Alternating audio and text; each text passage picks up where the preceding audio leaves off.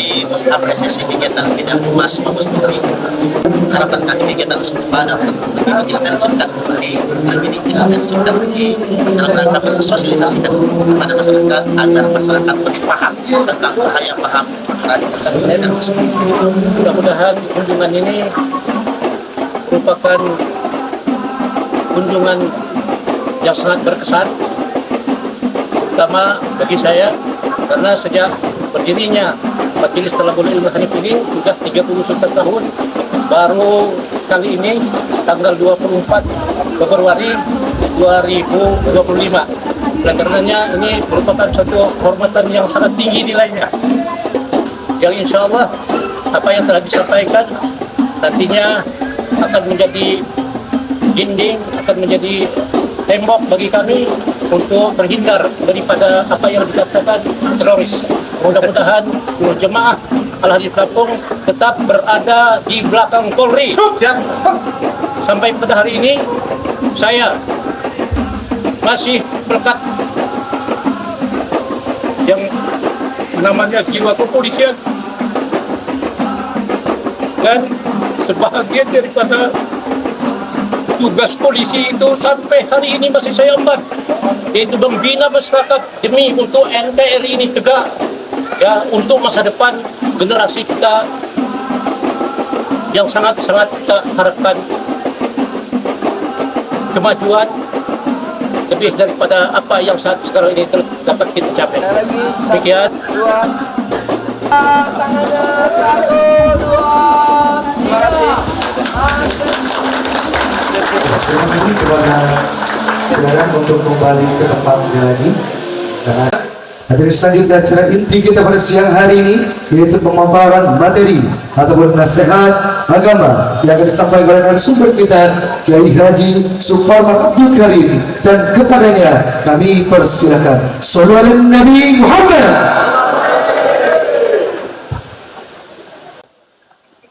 Assalamualaikum warahmatullahi wabarakatuh.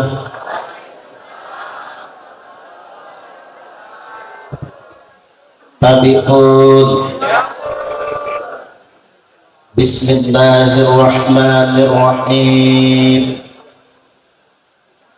Alhamdulillahilladzi an'amana bit-taufiqi wal hidayah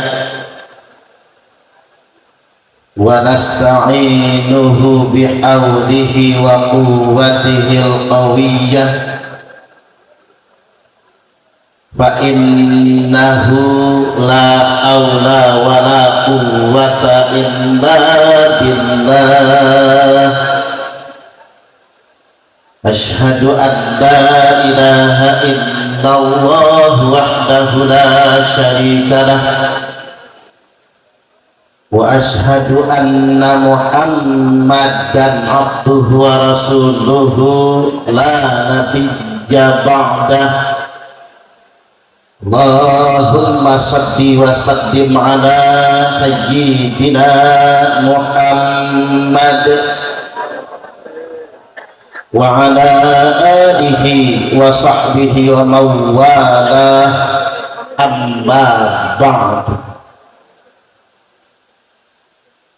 Yang kami ta'zimi dan yang kami muliakan mursyiduna wa murabbi ruhina Syekh Suhaimi Yusuf, kami meminta ridho dan izin beliau untuk menyampaikan nasihat pada kesempatan kali ini. Semoga kita seperti yang disebut di dalam Al-Quran, orang bertakwa itu masuk ke dalam surga dengan rombongan-rombongan.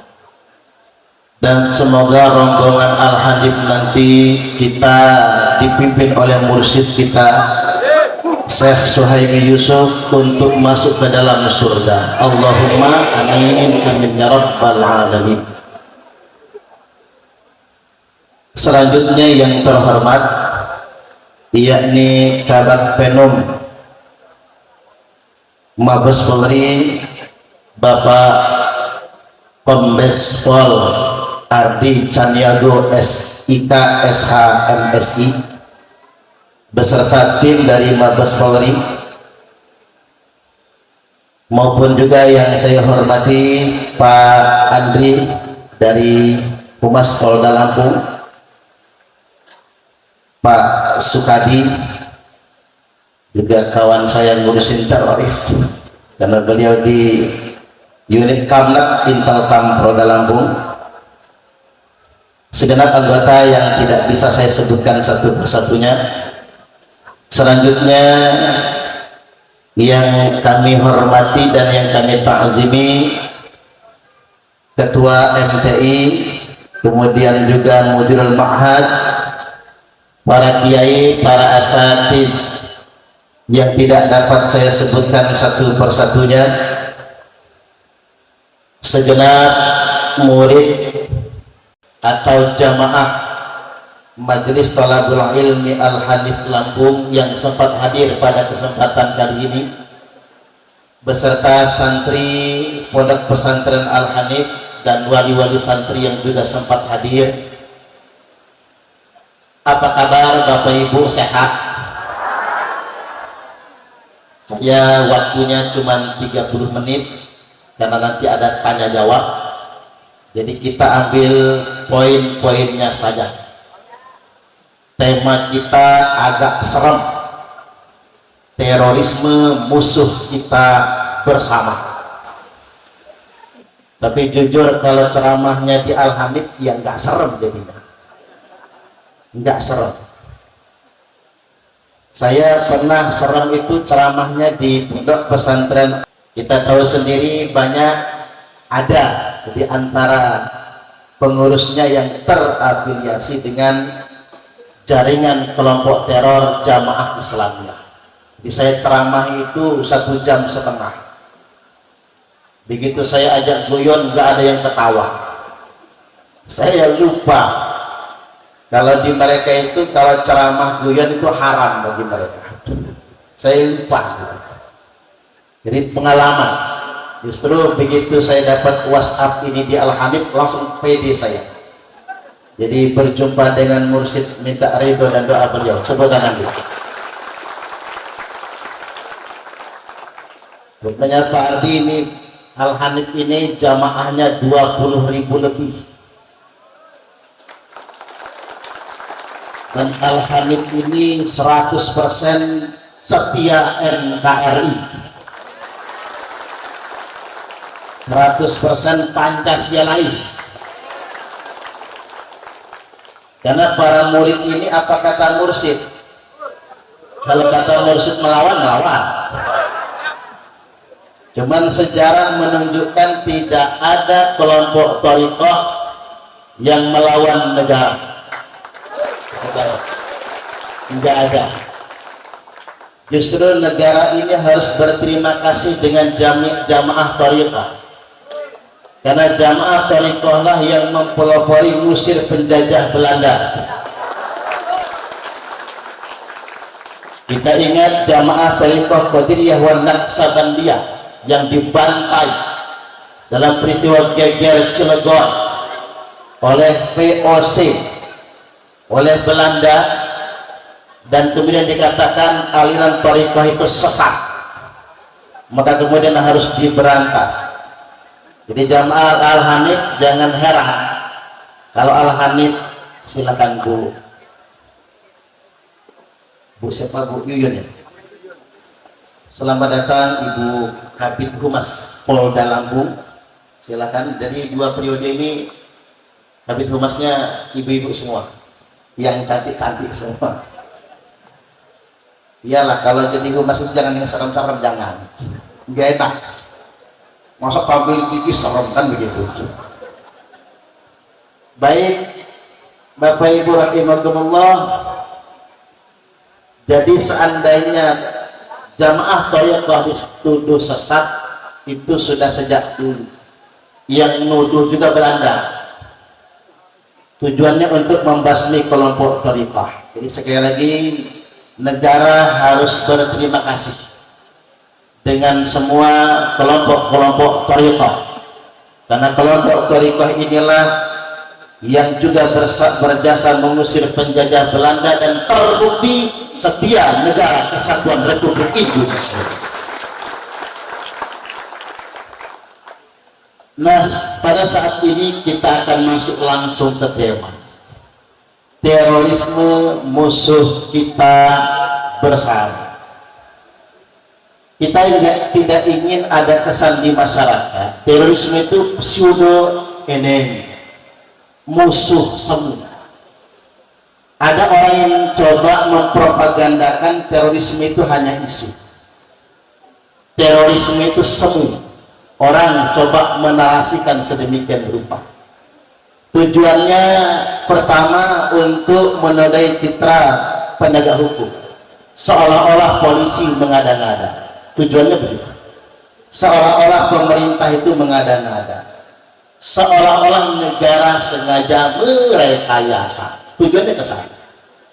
Yang kedua, menurunkan kewaspadaan bangsa Indonesia akan bahaya terorisme tersebut. Terlebih lagi hari ini zaman era digital, di mana paham radikal ini tidak lagi seperti rekrutmen secara tradisional, face to face merekrut dengan sistem sel, ketemu secara sembunyi-sembunyi. Tapi sekarang sudah memanfaatkan teknologi informasi.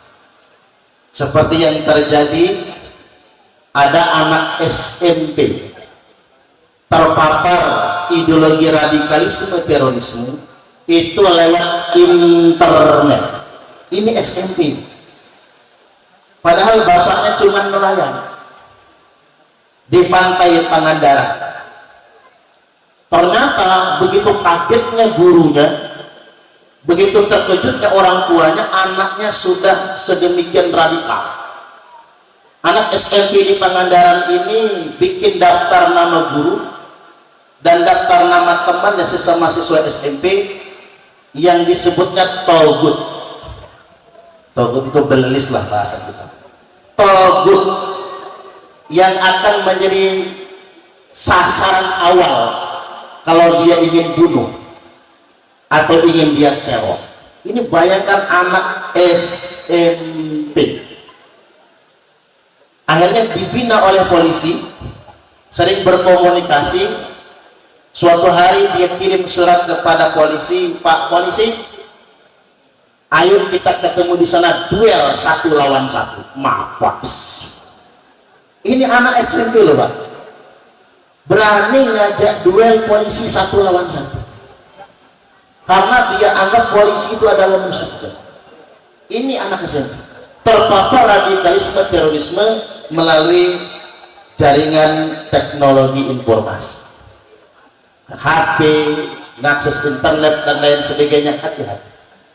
Yang terbaru 2024, mahasiswa Malang belajar bikin bom lewat internet. Baiatnya ke jaringan JI Jamaah Islamiyah lewat internet juga. Dia bikin bom, betapa mengejutkannya, bapaknya yang bawa bom, nggak tahu. Naik kereta api Gajayana, begitu ditangkap Densus 88, bapaknya nggak tahu kalau dalam ranselnya itu bom.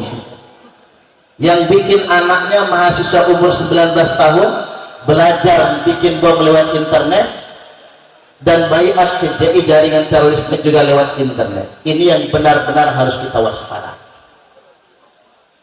Sebetulnya memang ada kronologinya segala sesuatu. Contoh misalnya yang binaan Pak Kompol Sukadi, nggak usah disebut namanya, gak enak, ex-napiter, diponis 10 tahun penjara. Sekarang sudah keluar beliau, jadi mitra kita, mitranya Pak Sukadi, mitra Polda, mitra Densus, mitra BNPT. Jadi saya tanya, Ustadz, kata saya, dulu bagaimana kronologi terpapar kelompok radikal? Mula-mula dia ini nonton video kekerasan Palestina. Hati-hati makanya, jangan sembarang nonton ini. Apalagi sekarang ini kan, Saya ingin dahului dulu Bapak Ibu begini. Indonesia adalah negara yang paling peduli dengan Palestina. Tepuk tangan dulu. Presiden Soekarno, Soeharto, Presiden B.J. Habibie, Presiden Abdurrahman Wahid, Presiden Megawati Soekarno Putri, Presiden SBY, Presiden Joko Widodo, Presiden Prabowo Subianto, semua komitmennya sama mendukung kebebasan dan kemerdekaan Palestina.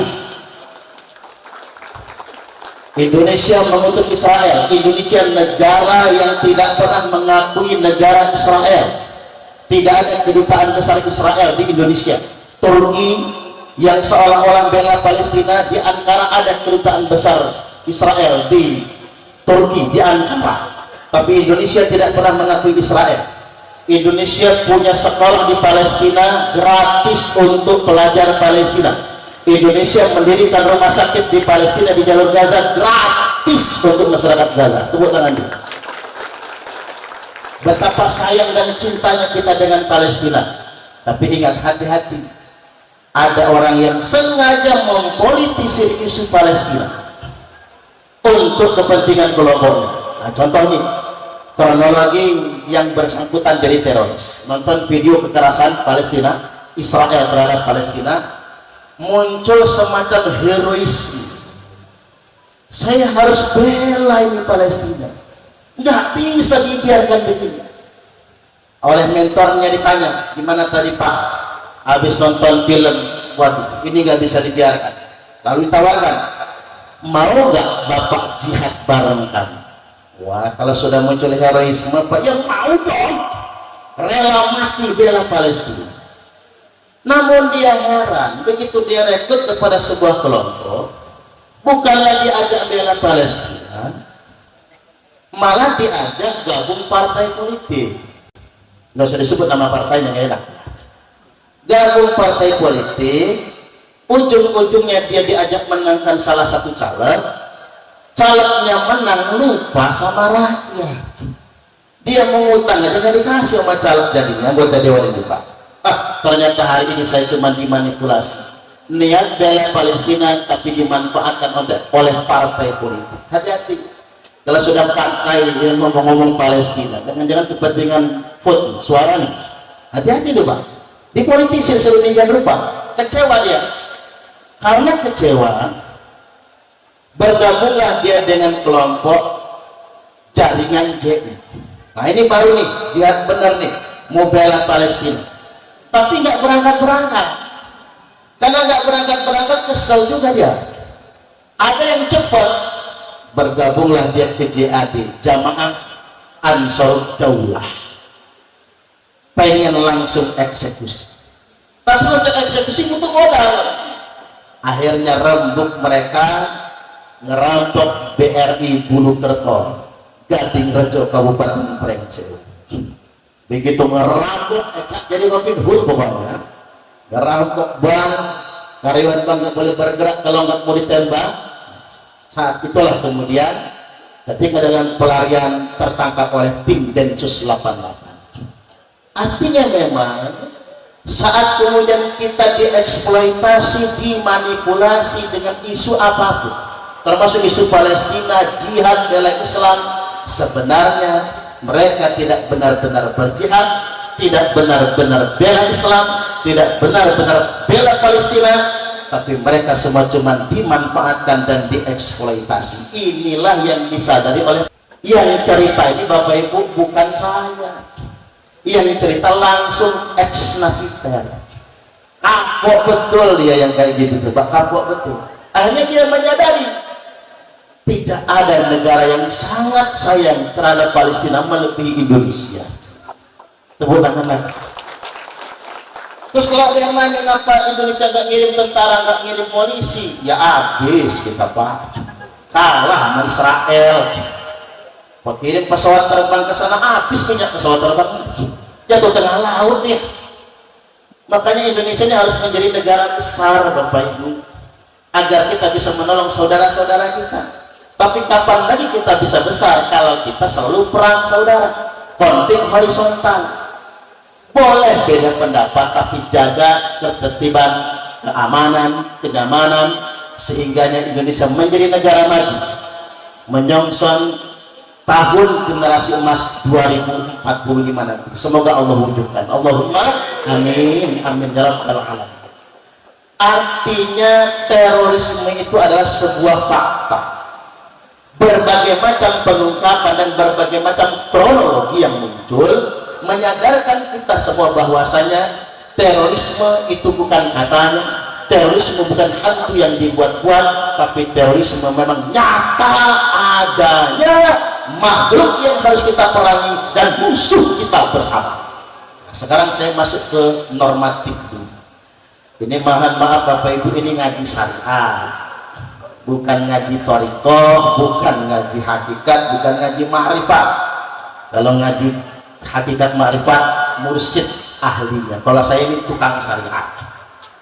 Baik, saya masuk ke beberapa. Saya rujuk qaumun min ummati, akan keluar sekelompok orang dari umat.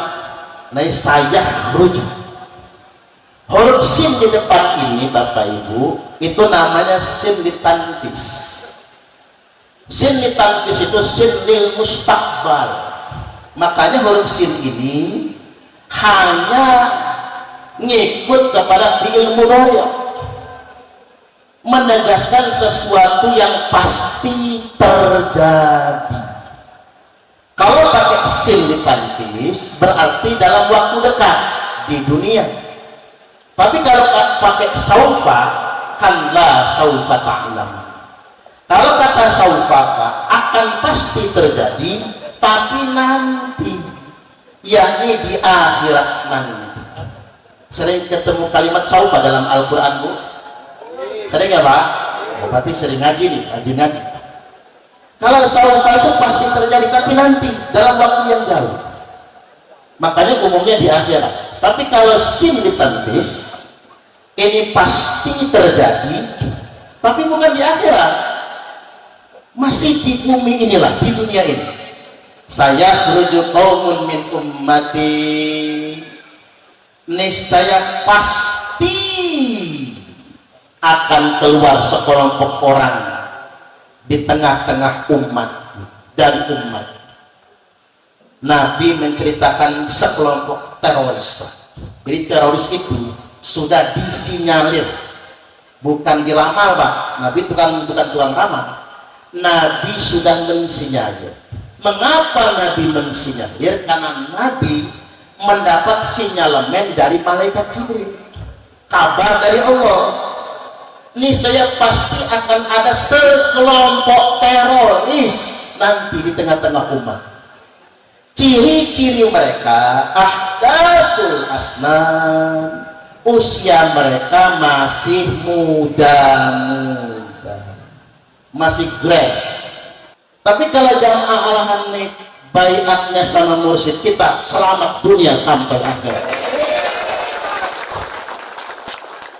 Bahkan mohon maaf, Pak polisi ini Pak harus berkorikor Pak, agar bapak-bapak itu lebih tenang dalam menjalankan tugas. Itu benar. Harus berkorikor. Semua polisi, semua jenderal-jenderal yang berkorikor itu tenang menjalankan hidup. Mentor saya itu sekarang udah Komjen Pol Martinus Hukum. Beliau tuh masih muslim, tapi dengan tarian sufi itu bisa semalam suntuk nggak tidur.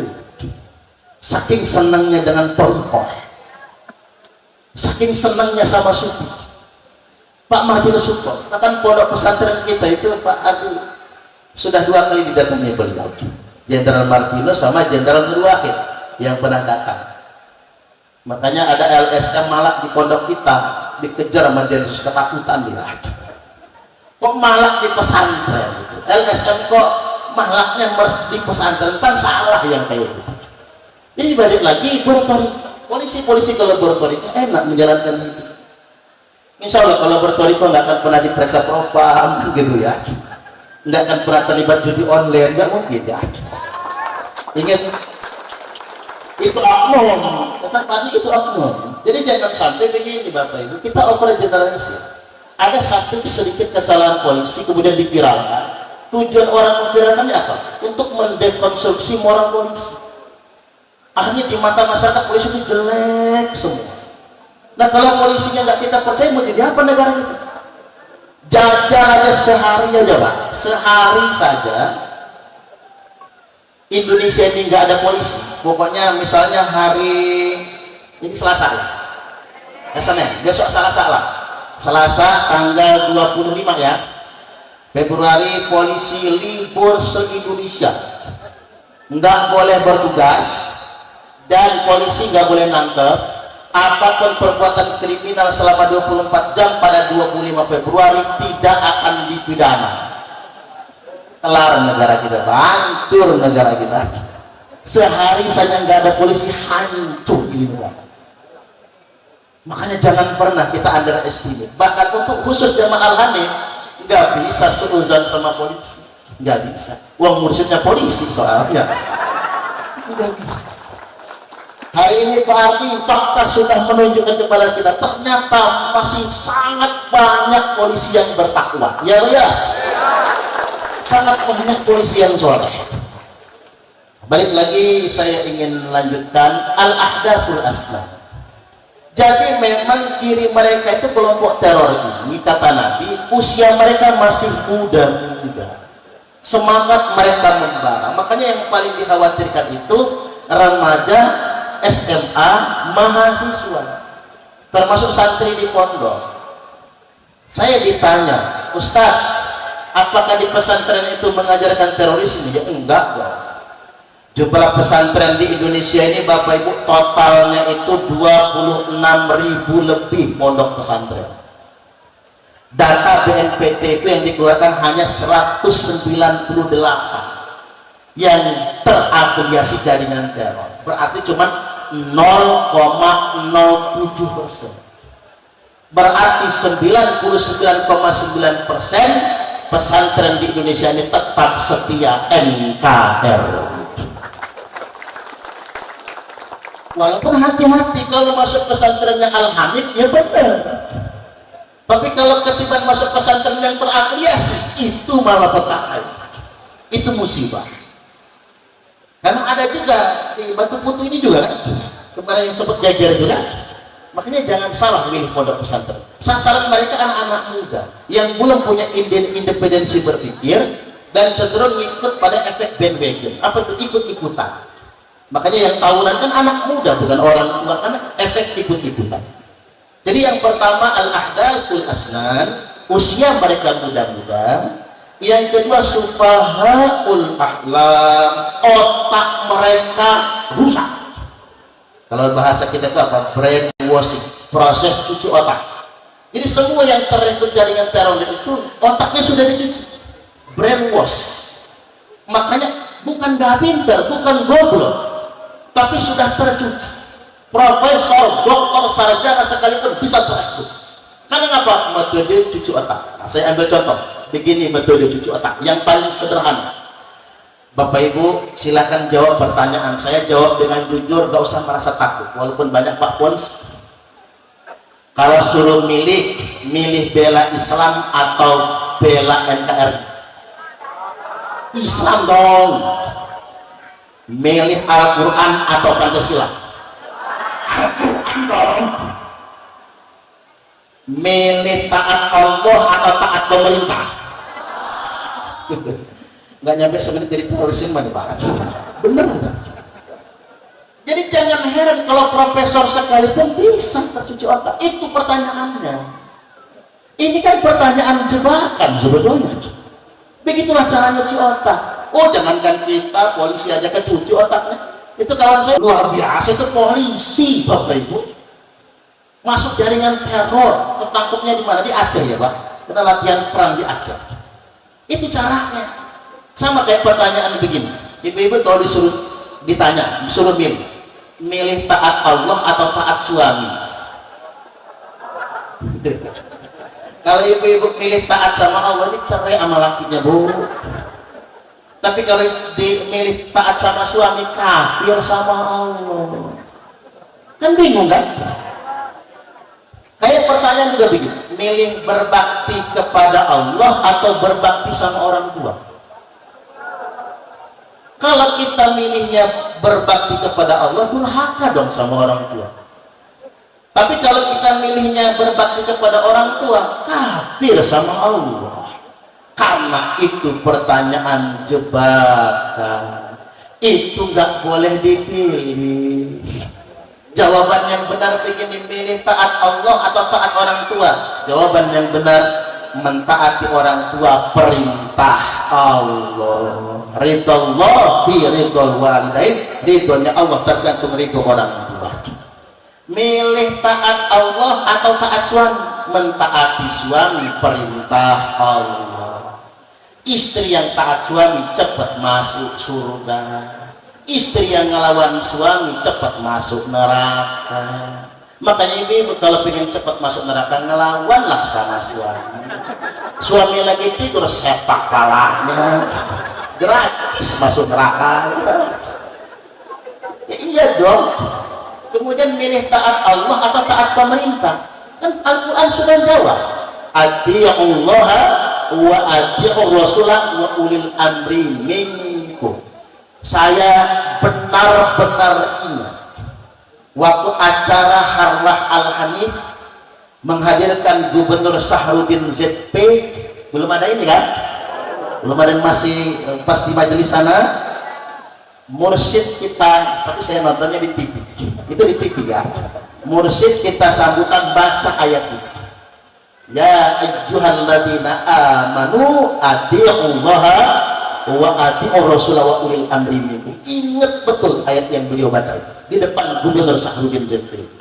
Wahai orang-orang yang beriman, taatlah Allah, taatlah kepada Rasulullah dan pemerintah. Ulil amri minkum. Ada kata minkum di sini Bapak Ibu.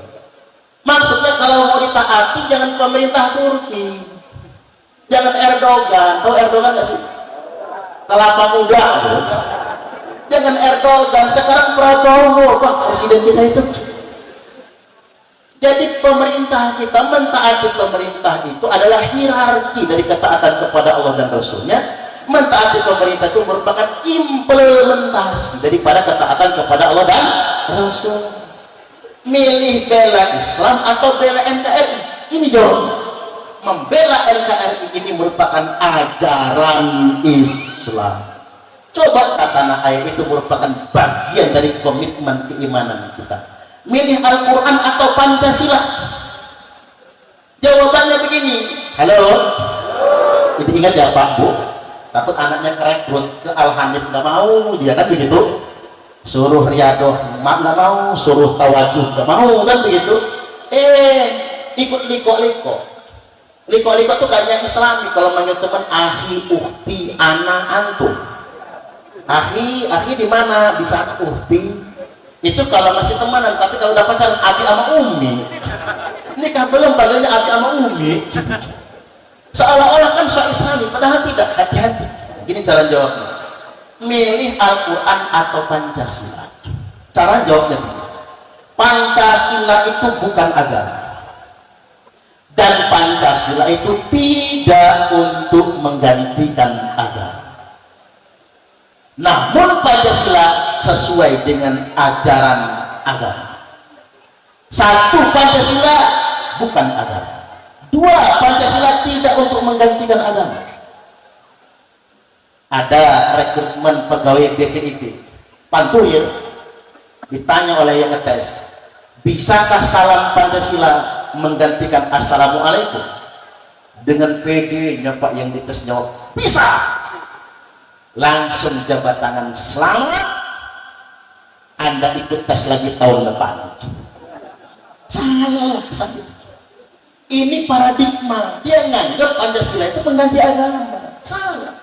Namun Pancasila itu sesuai dengan ajaran agama. Satu, sila pertama, ketuhanan yang maha esa. Qul huwallahu ahad. Al-Quran itu. Sila kedua, kemanusiaan yang adil dan beradab. adil dan beradabnya dari Quran. Innallaha ya'muru bil adli wal ihsan, dari Al-Quran. Kemanusiaannya juga dari Al-Quran. Man qatalan nafsan bi ghairi nafsin aw fasadin fil ard faka'annama qatalan nasa jami'a. Barang siapa yang menghilangkan satu nyawa, maka sama saja dia sudah menghilangkan nyawa semua umat manusia. Tuh Pak, kemanusiaan dalam Islam. Makanya saya bingung, ada orang ngebom atas nama Islam, ngebunuh orang lain atas nama Islam, menghilangkan nyawa orang atas nama agama, padahal menghilangkan satu nyawa saja, seolah-olah kalian sudah membunuh semua umat manusia. Makanya mohon maaf, kalau ada jamaah Al-Hanif nangkep begal motor atau maling motor, digebukin sampai mati, berarti dia belum betul-betul jamaah Al-Hanif. Ya banyak, karena nggak boleh begitu Pak. Jamaah itu main hakim sendiri. Kalau mau dipatiin ya hukum yang harus menetapkan, bukan kita. Nggak boleh main hakim sendiri. Ini yang maling ayam digebukin sampai mati. Yang korupsi cuman 300 triliun cuman di penjara 6,5 tahun. Wah. Soalnya begini Pak polisi, santri saya tangkap maling kotak amal. Santri saya itu ada aja bandelnya itu ya. Digebukin sama warga itu sampai bonyok coba Pak. Sebetulnya itu kan kena undang-undang perlindungan anak. Cuman saya mikir, emang salah santri saya. Terus kalau yang mukulin saya masukin penjara nantinya, saya jadi musuhan sama warga. Buah si walang aman. Tapi untuk tidak mati santrinya, hati-hati, jangan menghilangkan nyawa orang lain. Karena mengapa itu sebuah kejahatan, kecuali penegak hukum atas tindakan tegas terukur. Udah kayak polisi saya ngomongnya nih Pak. Kalau Pak polisi atas tindakan tegas terukur, ya memang itulah tugas Pak polisi. Makanya kita nggak boleh megang beceng. Pak polisi aja yang megang senjata, ya harus yang memang sudah punya ketentuannya. Enggak semua polisi pegang senjata. Sila yang ketiga, persatuan Indonesia. Wa'tasimu bihablillahi jami'an wa la tafarraqu. Quran. Sila keempat, kerakyatan yang dipimpin oleh hikmat kebijaksanaan dalam permusyawaratan perwakilan. Wa amruhum syura bainahum. Al-Quran. Sila kelima, keadilan sosial bagi seluruh rakyat Indonesia. I'dilu huwa aqrabu littaqwa. Al-Quran sih. Jadi Pancasila sesuai dengan ajaran Al-Quran. Udah habis belum waktunya nih? Dikit lagi ya, tangguh. Saya lanjutkan yang berikutnya. Otak mereka rusak, sufahaul ahlam yaqra'unal Quran la yujarizu imanakum hanajiruhum.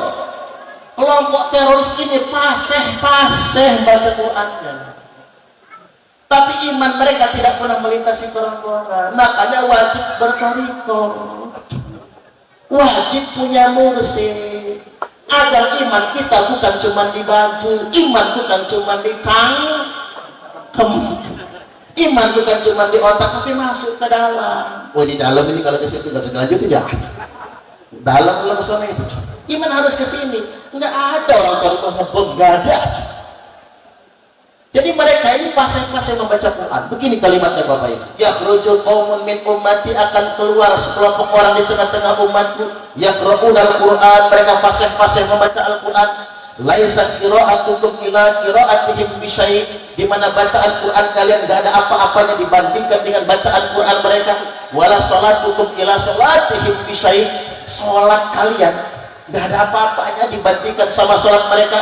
Wala siyamukum ila siyamihim bisyai', puasa kalian tidak ada apa-apanya dibandingkan dengan puasa mereka. Yahkiru ahadukum amalahu min amalihim, salah seorang di antara kalian pasti minder kalau membandingkan zahir amalnya dengan amal mereka. Nggak ada apa-apanya Pak kita sama kelompok teror. Mereka rajin tahajud, jidatnya sampai kapal. Maaf kalau ada yang jidatnya hitam ya, saya nggak nuduh teroris, enggak. Karena yang jidatnya hitam itu ada 5 macam Bu. 1, rajin sujud, sekali sujud 3 jam hitam. Yang kedua waktu sujud urak-urak. Bapak-bapak kalau biar kelihatan soleh banget, kalau sujud diurak-urak seminggu hitam Pak, seminggu di sini. Yang ketiga kepentok yang listrik jadul hitam juga campur benjol.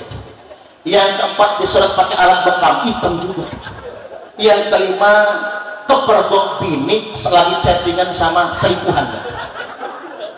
Sama bini diketok pakai wajan itu jidatnya itu. Nah itu jidat hitam. Jadi jangan tertipu dengan penampilan. Sholat mereka lebih hebat dari kita, puasa mereka lebih hebat dari kita, bacaan Quran mereka lebih hebat daripada kita, sampai kita minder kalau membandingkan amal kita dengan amal mereka semua. Fa idza laqitumuhum faqtuluhum.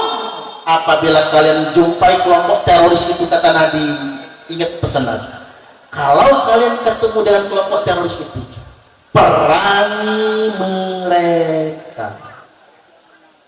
Aparat penegak hukum memerangi dengan cara penegak hukum. Kiai, santri, thariqah dan jamaahnya memerangi dengan cara persuasi, memberikan pencerahan-pencerahan sesuai dengan makom kita masing-masing. Fa inna fi qatlihim ajran liman qatalahum yaumal qiyamah, karena sesungguhnya memerangi teroris itu pahalanya gede banget bagi yang memeranginya pada hari kiamat nanti. Jadi yang pahalanya gede bukan teroris yang teriak jihad yang takbir Allahu Akbar, itu bukan. Yang pahalanya gede adalah aparat penegak hukum yang memerangi teroris. Kita doakan Pak Polisi masuk surga semua. Itu yang pahalanya gede. Nambah dikit lagi hadisnya, dikit lagi. Nabi bersabda, syarru qatla tahta adinis sama.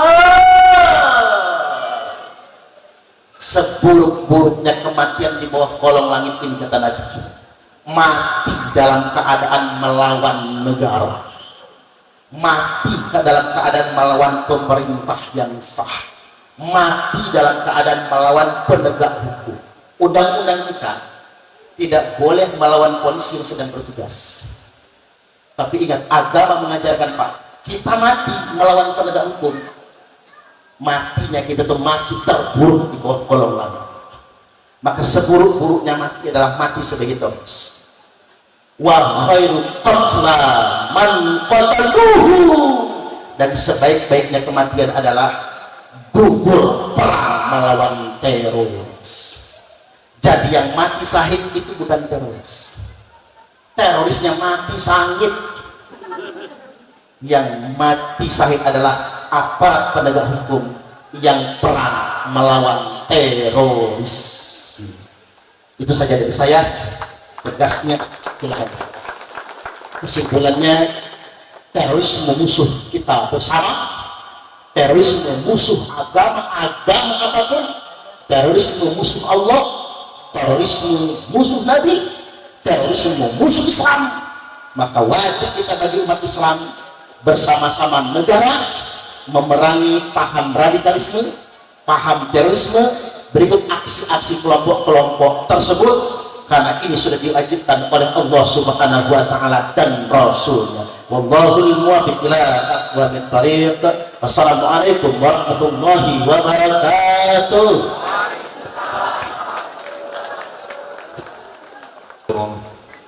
اللهم صل وسلم على سيدنا محمد في الأولين والآخرين. يا ربنا لك الحمد كما ينبغي لجلال وجهك الكريم وعظيم سلطانك. ربنا اغفر لنا ذنوبنا ولوالدينا وارحمهم كما ربونا صغارا. Ya Tuhan kami, ampunilah segala dosa-dosa kami ya Allah, yang kecil maupun yang besar, yang nyata maupun yang tersembunyi. Ampunilah juga dosa-dosa kedua orang tua kami, baik yang masih ada di sisi kami maupun yang telah berpulang kepadamu. Ampunilah juga dosa-dosa guru-guru kami, para pemimpin kami, para pahlawan kami, serta semua saudara-saudara kami. Berikanlah kesehatan kepada kami, kepada keluarga kami, kepada guru-guru kami, para pemimpin kami, serta anggota kepolisian Republik Indonesia dalam menjalankan tugas-tugas kami sehari-hari. Subhanaka rabbika rabbil izzati amma yasifun, wa salamun alal mursalin, walhamdulillahi rabbil alamin.